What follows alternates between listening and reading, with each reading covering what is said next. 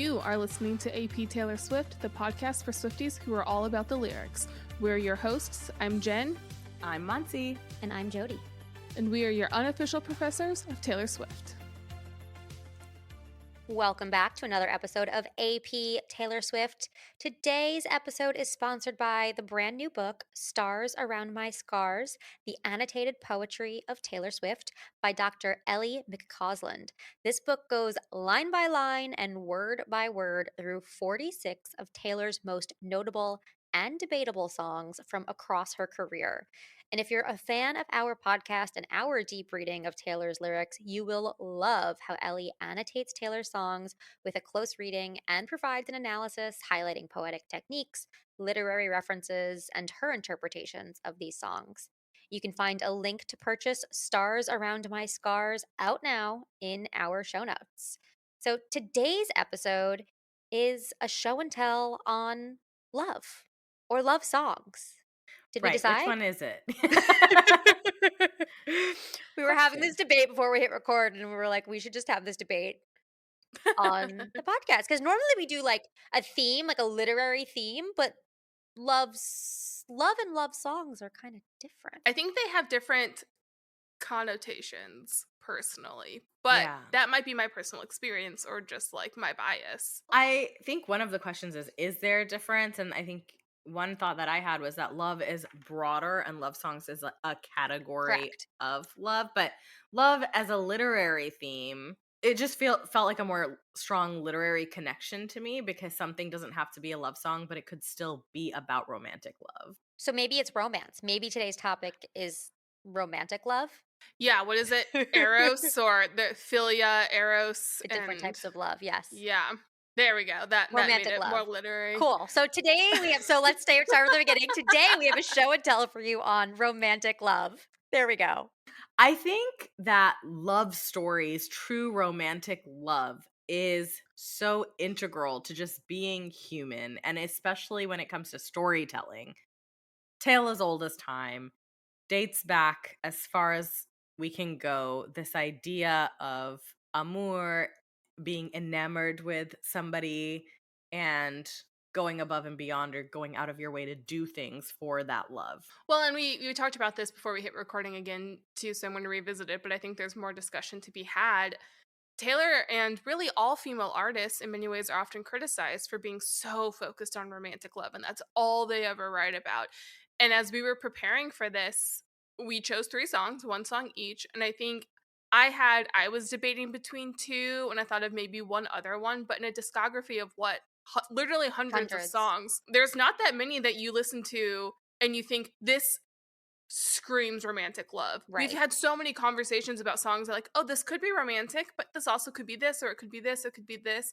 But when I was trying to look for songs that I'm like, when I listen to the song, I'm like, romantic love, there wasn't that many, honestly, which like sexism, I guess. Well, I go back to a comparison you make all the time, Jen, which is Taylor Swift as Shakespeare, that she has both a body of work that is as prolific as Shakespeare, but also the diversity of the work that she writes is as diverse as Shakespeare. Shakespeare was very well known for his romantic sonnets and his, romantic plays, but also had, tragedies and comedies and histories. And so it was much, much more diverse. It doesn't mean they weren't there, that romance wasn't part of what he wrote about. It's not, of course, romance is what is part of what Taylor writes about, but there is so much more to it.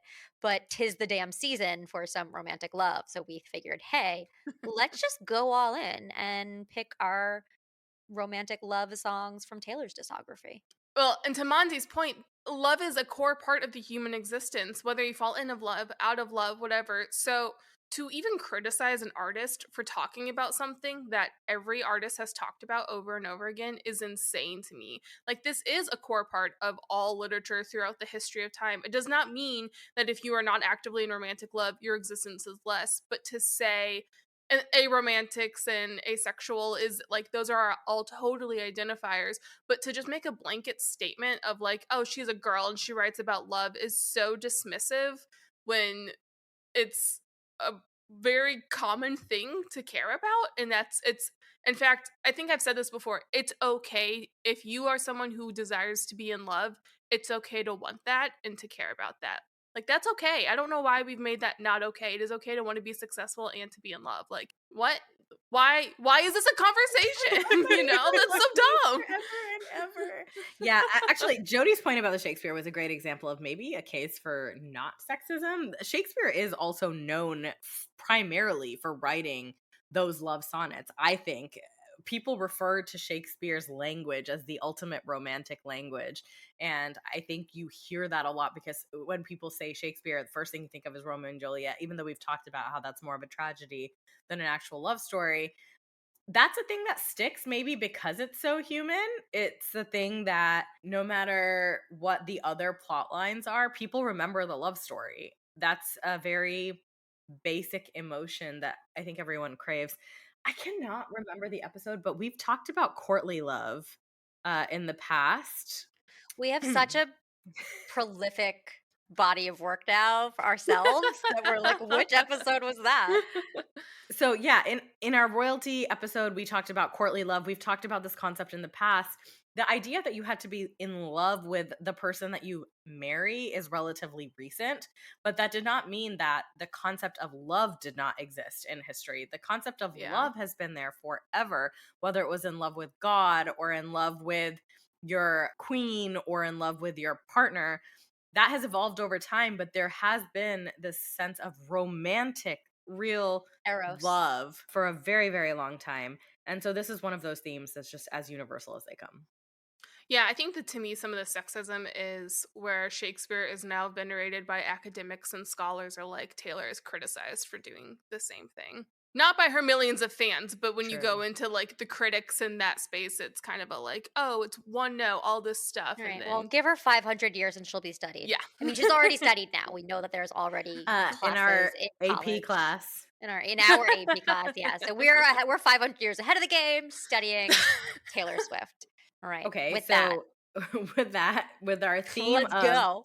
romantic love, I have the song You Are in Love from 1989, which came out in the year 2014. It's written by Jack Antonoff and Taylor Swift, and it is track 15. This is one of my favorite songs about love. And that is actually why I wanted to make that distinction also between is it a love song or is it about love, romantic love? Because I actually think maybe a love song is something you might send to somebody you love or is something that makes you think about your relationship. And this kind of does to some extent, but I see the song as much more about love than about a specific relationship, even though it does have some of that.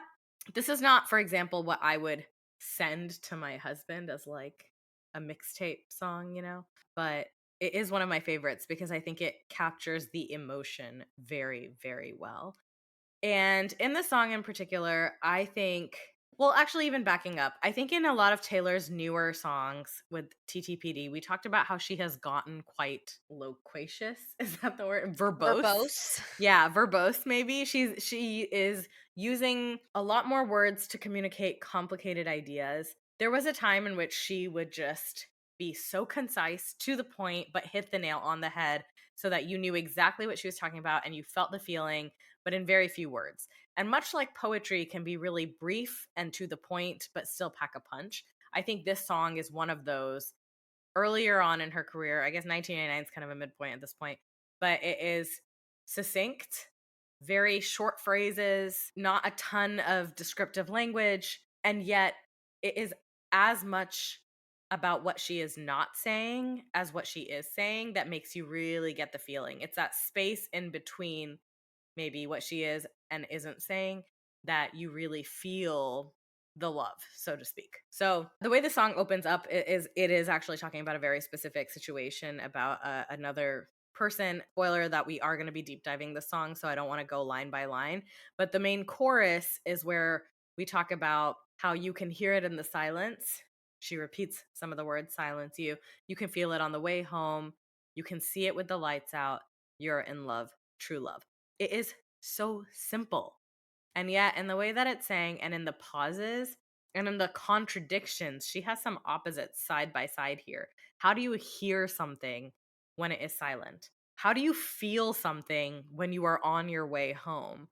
How do you see something when it's dark? And yet, as she reads or as she sings these lines, you do feel it. I personally have a really hard time listening to the song without getting very emotional and Mhm. teary-eyed, because I do think that those gaps and pauses allow you to really feel what she is trying to express in the really simple language that she uses. One of the things I think this song does really well is use that simplicity and that clarity to illustrate both how simple and how profound that falling in love actually is. We started off this whole episode talking about how romantic love is a basic, not in a bad way, but like a base human emotion and experience. It's something that is goes back in history, goes back in time, and also just is necessary. It's how you procreate and keep going and keep the world going. Yet finding that love can be complicated. Staying in that love can be complicated. It is both foundational and very challenging. And I think this song, for me, in the simplicity of it, in the poetic single syllable words, captures both how simple it is to fall in love. Oh, it should be this easy. And yet how profound it actually is to be in love. Yeah, there's also something that is stressed in this song, and that's about the knowing. I know you're in love, and you know what it is. You're in love. She talks about this, just knowing what it is. And I think there are a few experiences like that, and love is one of them, where you try to talk about it and you try to express it. It's And very sometimes hard. less is more. The less you Yeah. say, the more accurate maybe you can be to the emotion, and this idea that you just have to know. One of the things I really love about the song is the lines, and you understand now why they lost their minds and fought the wars, and why I've spent my whole life trying to put it into Hmm. words, which is speaking to that point of here's a song with very one syllable, very simple, but then it has this moment of like, this seems so simple, yet people have lost their minds about this. And I didn't do this. I actually considered this for like half a second for the Greek mythology Hmm. because of "and fought the wars," which is the Yeah. Helen of Helen of Troy, Troy. the Trojan War. I think that's the reference there, I but agree.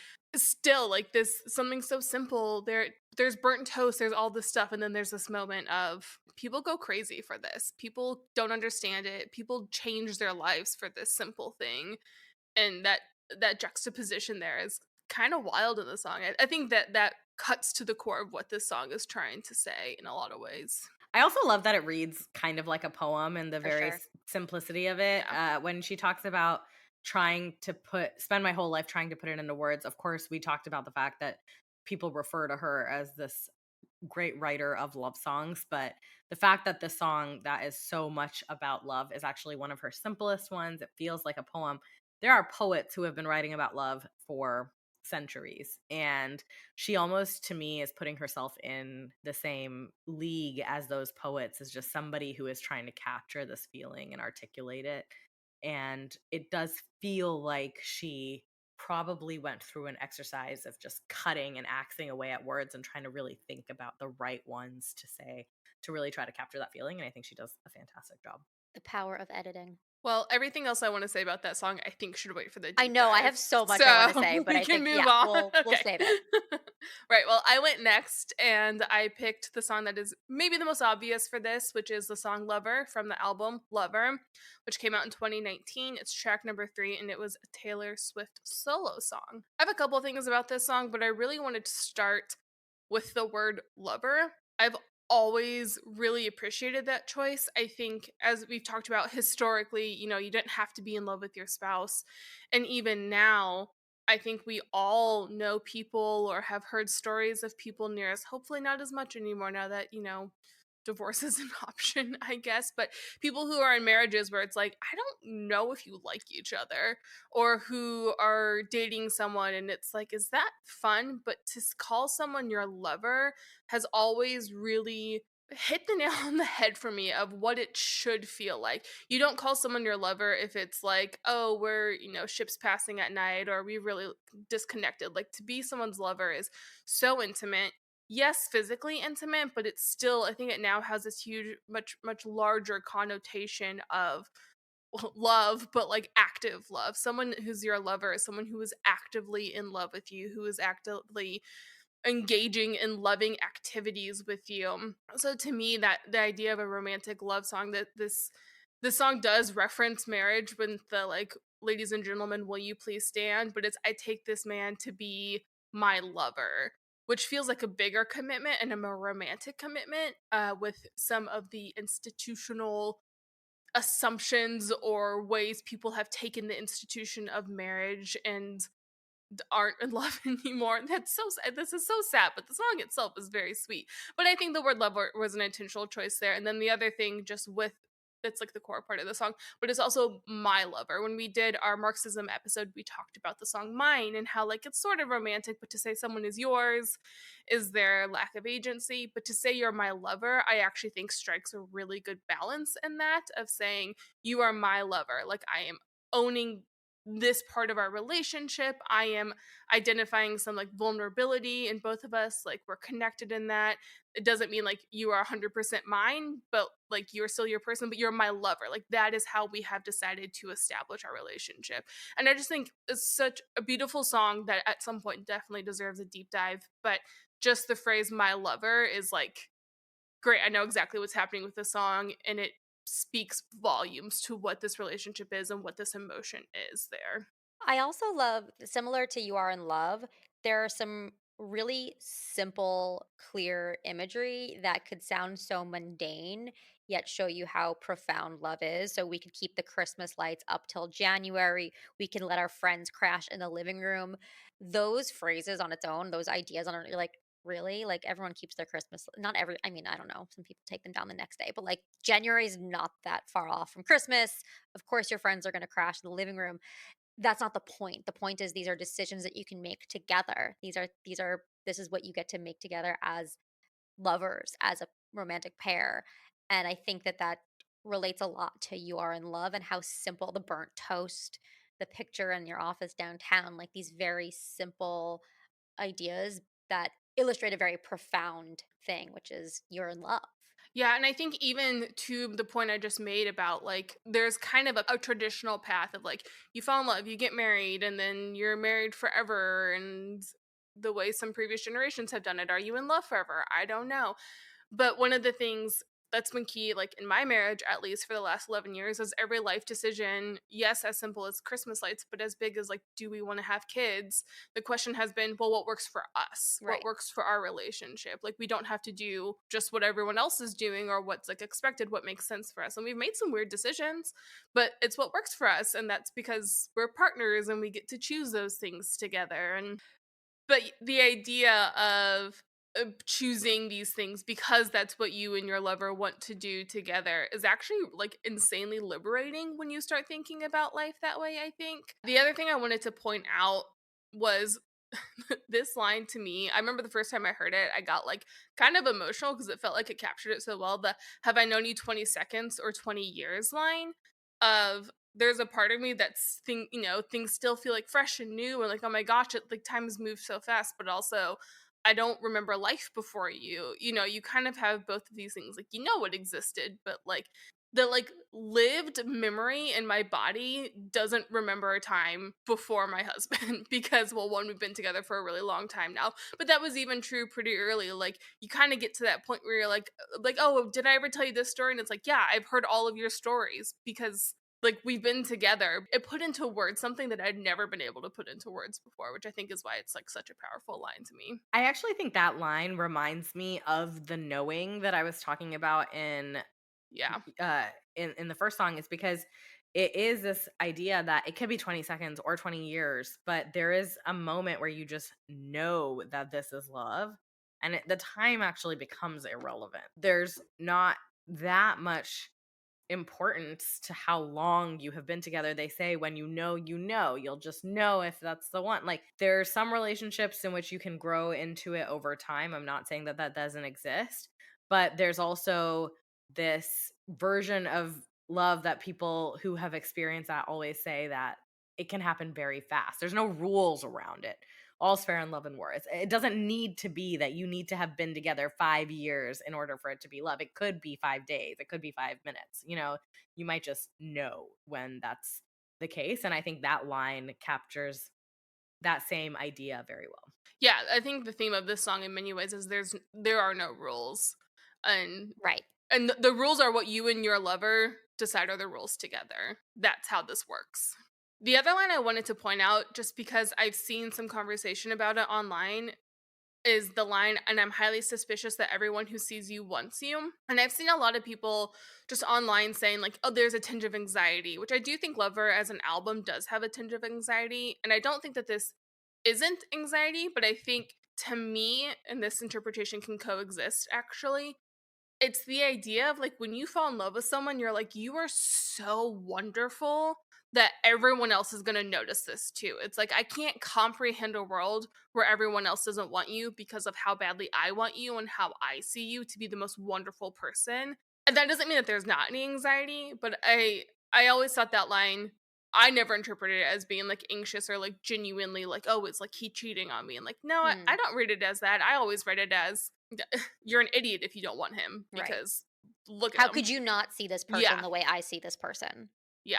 Which I think is again kind of gets to that sort of a lavender hazy kind of feeling, but then I was of like thinking about rose-colored glasses, and you're wearing Yeah. yeah. rose-colored glasses. Jen wearing her rose-colored lover glasses right now.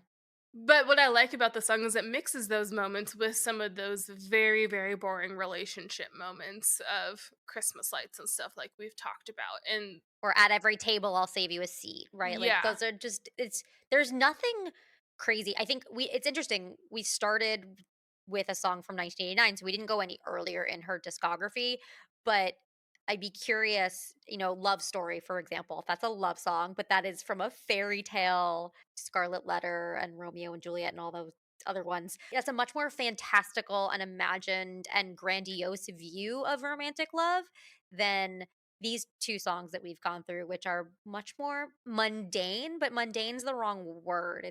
It's Grounded, maybe. yeah, yeah. grounded. I think I went through a phase of life very brief. I got married fairly young, so I say phase of life. It was fairly brief. I did fall in love and get married, and I'm happy with my decisions. But No, where no backsies. no backseats.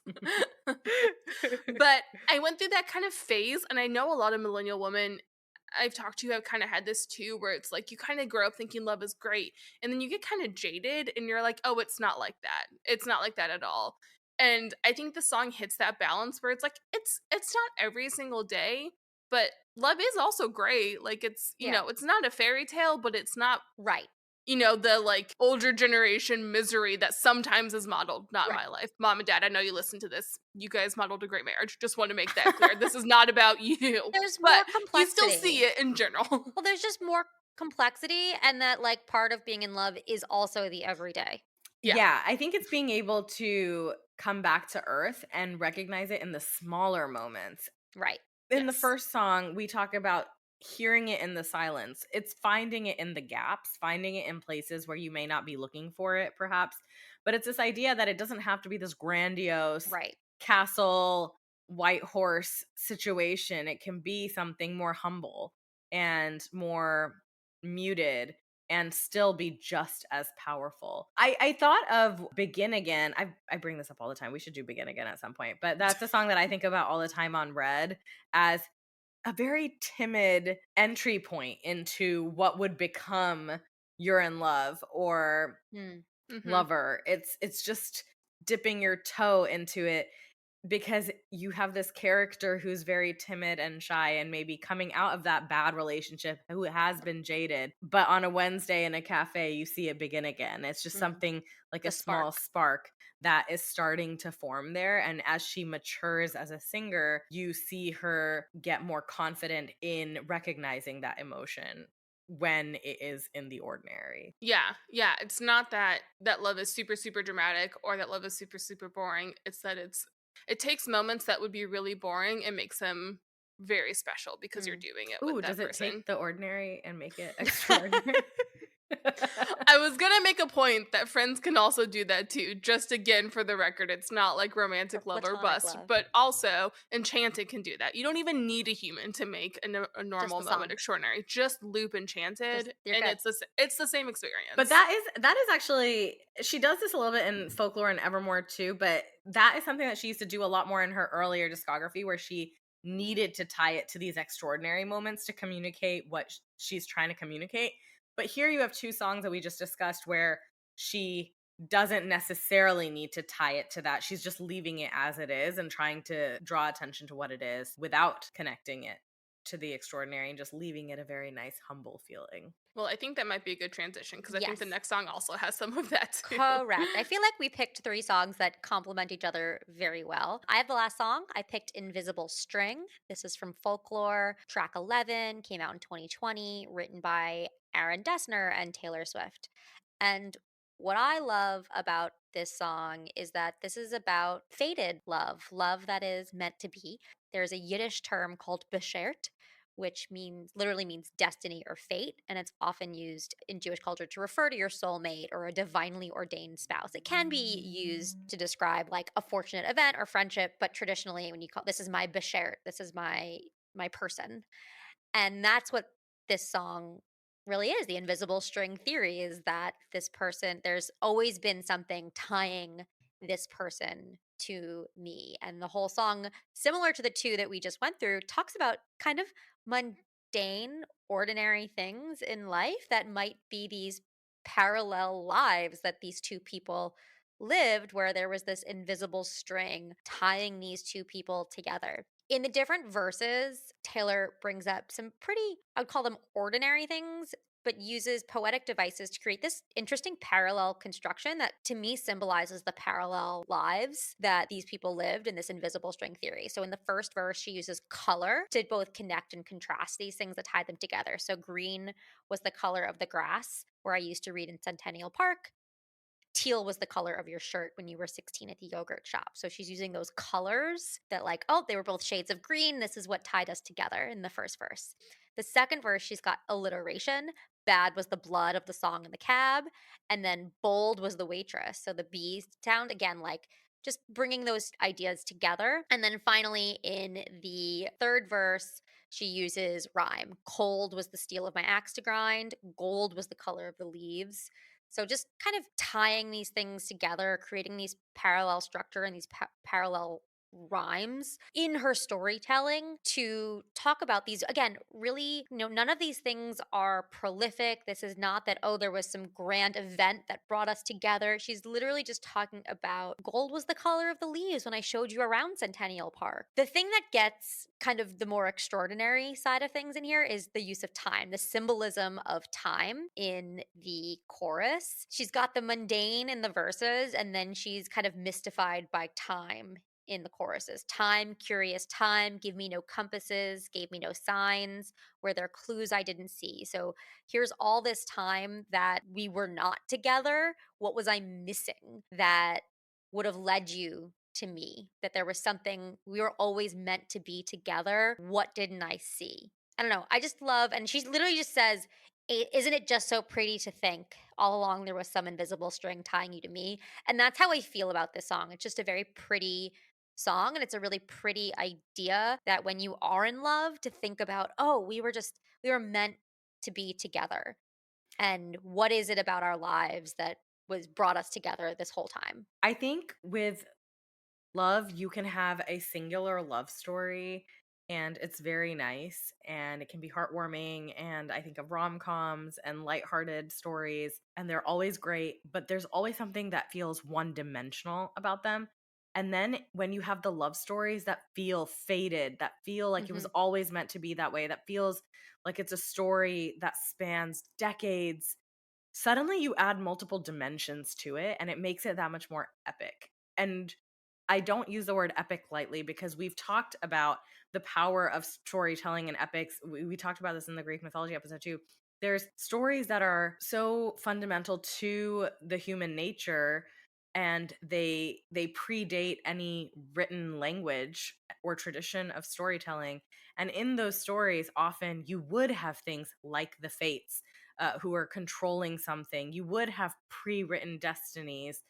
You would have the stars guiding your way. In my culture, we have a similar idea to what you were sharing, Jody. When we get married, we are married for multiple lifetimes. And Mm. so they say that the person that you are married to, you will be married for however many lives that you're reincarnated for. It's very deep and profound to think that this is not just like a right now surface time or surface level connection. It's more than that. And I think it just adds that dimension and makes it feel more powerful. It's like, oh, this is not a children's love story. This is like real powerful stuff with big emotions, and Invisible String taps into that. It's this idea that there are things out of your control, there's things at work, there's things in motion that are working. The universe is conspiring to bring these souls together, and maybe they've been together all along and they just had to figure it out. It's just so much more enticing. It's a very mystical idea. It requires belief in something beyond the earthly realm. And you can't argue with it. You can't No. argue with something that is determined by things The larger than destined. what we Right. understand. Yeah. Well, we talked about that in our Greek mythology Mhm. episode too, that fate exists outside of the will of the gods, so it doesn't matter what the gods want. Fate out is bigger than that. And again, this is another one we could have done for our Greek mythology episode because again, Hercules reference, when Hercules turns into a god, guess what his life string turns into? Gold, and the fates cut it and he can no longer die. So that is the idea of fate, and that there's something just stronger than anything else is out there. And I also think the supernatural too isn't just like the gold string idea. She also says like chains around my demons, hell Mhm. was the journey, but it brought me heaven. She brings those supernatural elements into this quite directly.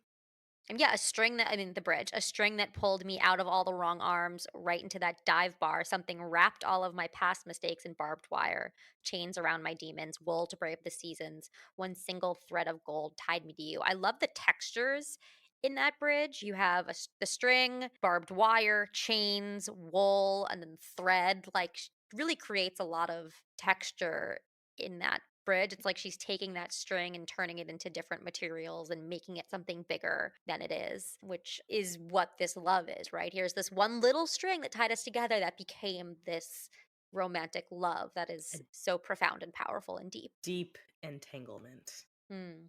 I think we'd also be remiss if we didn't reference Jane Eyre, because there's that line in Jane Eyre, I believe we've mentioned it on other episodes, where Taylor Swift, loving Jane Eyre as much as she does, since we talk about it in almost every episode, it's another way, I think, of referencing some really classical elements that have existed in literature. This idea of an invisible string is not new or novel. It's something that has been written about in literature many, many times and directly referenced in this instance.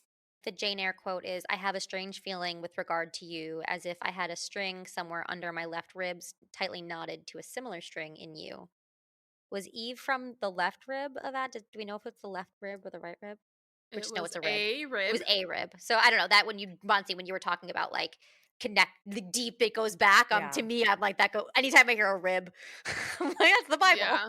When you talked about the string, I thought about the famous yoga sayings. May the string within me connect to the string within you. I'm just There you kidding. go. It's about light, but it's funny.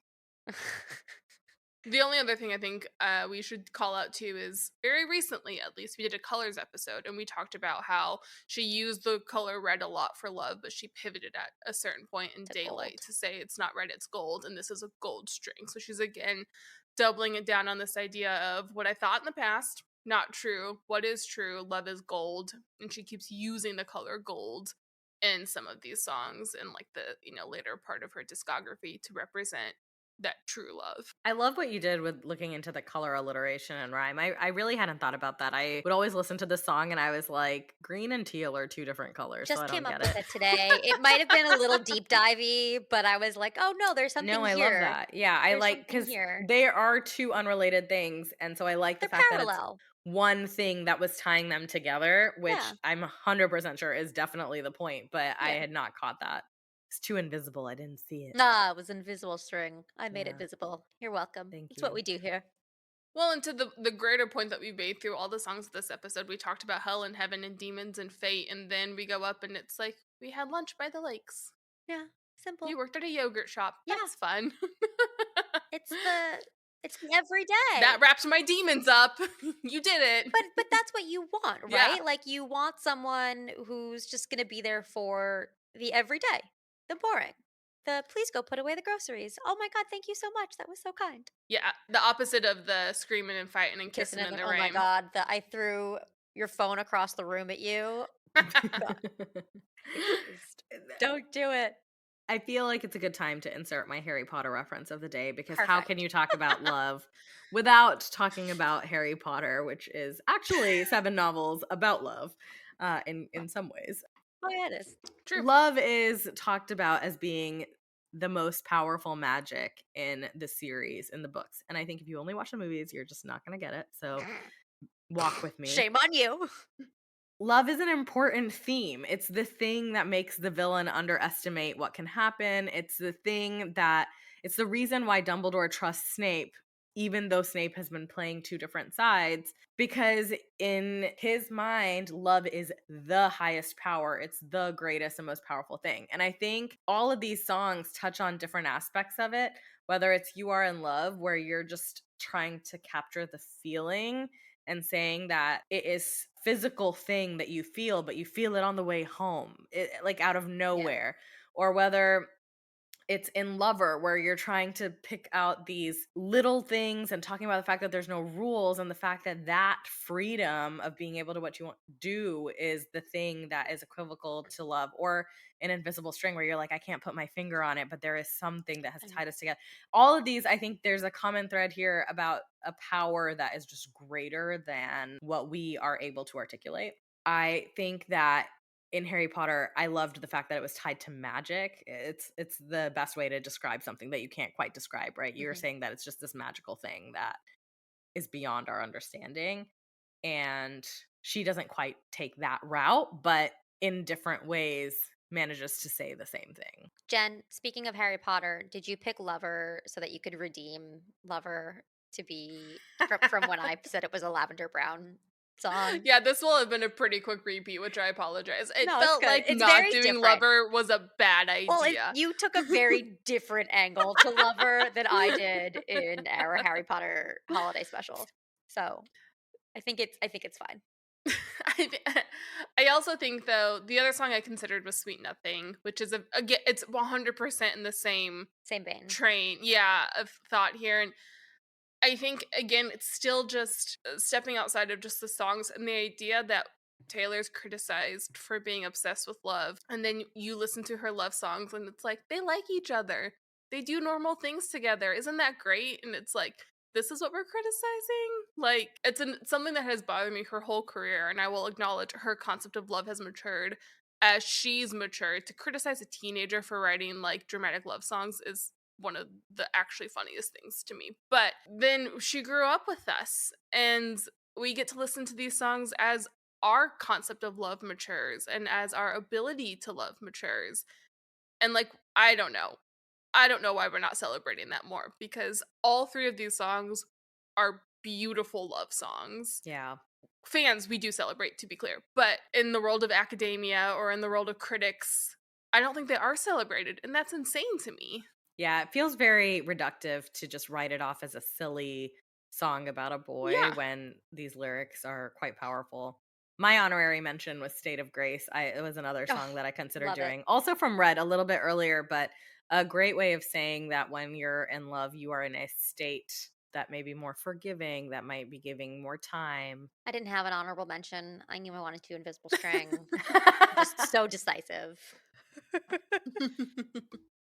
I'm just glad none of us did pick like That's the Way I Loved You, and then we'd had to have like an on-air intervention to be like, hey, so your concept of love we should talk about real fast. Well, I feel like we picked we are millennial women and you two are both married. So we picked songs that are relatable to our Yeah. experiences of love, and I think had we been younger, we might have all picked something from Fearless or from Speak Now and had that, very different point of view. We're there's too old nothing- and jaded for that right now. Yeah, there's nothing wrong with liking those songs, but if a woman in her 30s rolls up and is like, "That's the way I loved you," is how I want to feel, I'd be like, "Oh, Let's talk." If a 30-year-old man is making you feel that way, that's also have a a massive problem. problem. We have a problem. That's why. Which one didn't we do that in toxic Yeah, relationships? we totally There's a did. reason we did that in our toxic relationships. I like episode. that we did toxic relationships like a full year. We before did toxic love songs. relationships well So before early. we did romantic love songs because It was Because more Taylor fun, I'm is gonna be not just a honest. romantic writer. We did Marxist criticism before all of it. Booyah. Anyway, with that, join us next week as we deep dive You Are in Love right here on AP Taylor Swift. That's all we have for you today on AP Taylor Swift. Be sure to rate and review us on your favorite podcast app. Follow us on your social channel of choice at AP Taylor Swift to stay up to date. And join us next time as we overanalyze and deep dive into the next Taylor Swift song on AP Taylor Swift.